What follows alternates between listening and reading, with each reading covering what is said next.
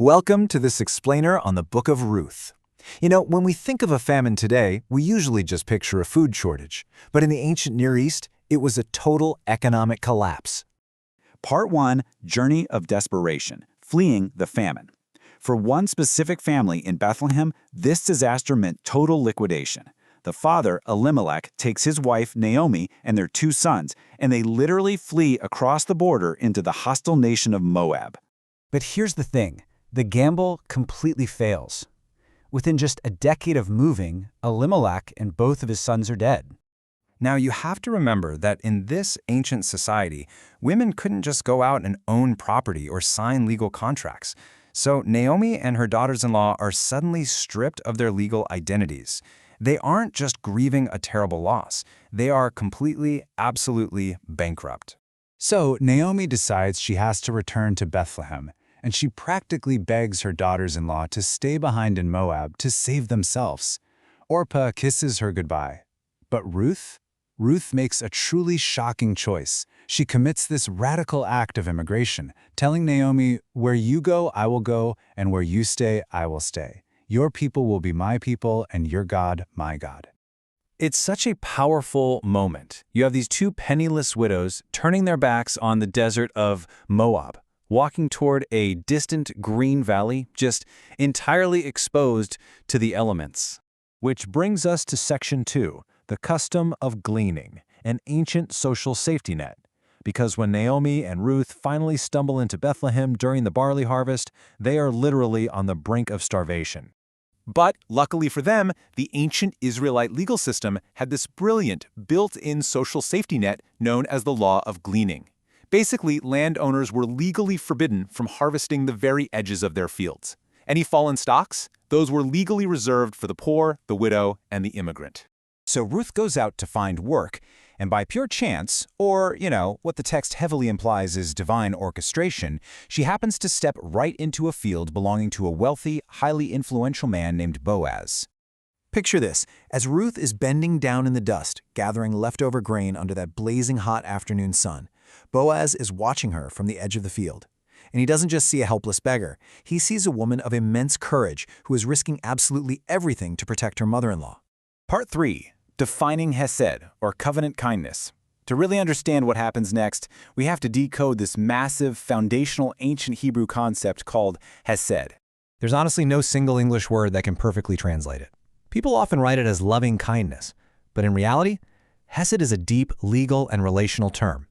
It means loyal, self-sacrificial, covenant kindness. It's the act of going way, way beyond what the law strictly requires just to rescue someone else. And when Boaz discovers exactly who Ruth is, he completely unleashes this Hesed. He actually commands his workers to purposefully drop extra grain for her to find. He grants her security, total immunity from harassment, and even invites her to drink from his own private water supply. Ruth is understandably stunned by this unearned grace. But Boaz tells her he already knows all about everything she sacrificed for Naomi. You think Hesed isn't just some soft, fuzzy feeling. It's an active, protective shield deployed specifically for the vulnerable. Section 4, Transaction at the Gates. Because despite this kindness, a deep, underlying crisis still remains. Naomi's family land is completely locked away, and their family lineage is on the verge of dying out forever. Now, under ancient Near Eastern property laws, there was a specific provision for this.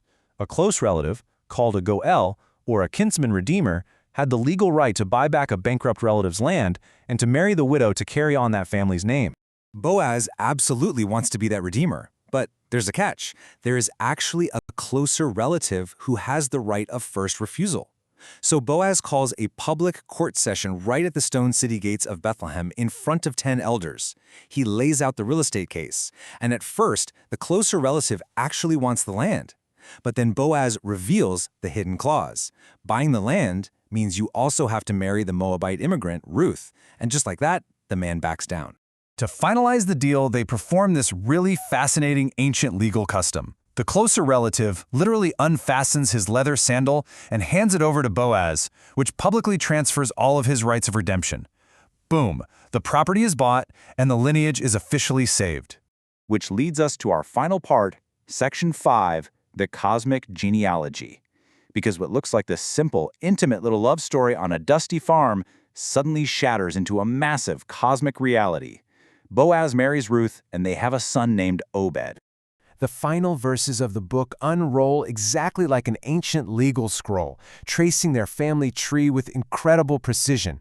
Obed becomes the father of Jesse, Jesse becomes the father of King David.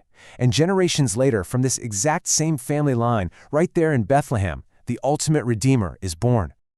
It's pretty amazing when you step back and look at it. The Book of Ruth really proves that history is definitely not just a series of chaotic, random accidents. Through the fierce loyalty of an immigrant widow and the radical, rule-breaking kindness of a noble landowner, a hidden blueprint was being drawn, one that would ultimately change the entire course of human history. So it really makes you wonder, what hidden blueprints are being drawn through radical kindness today?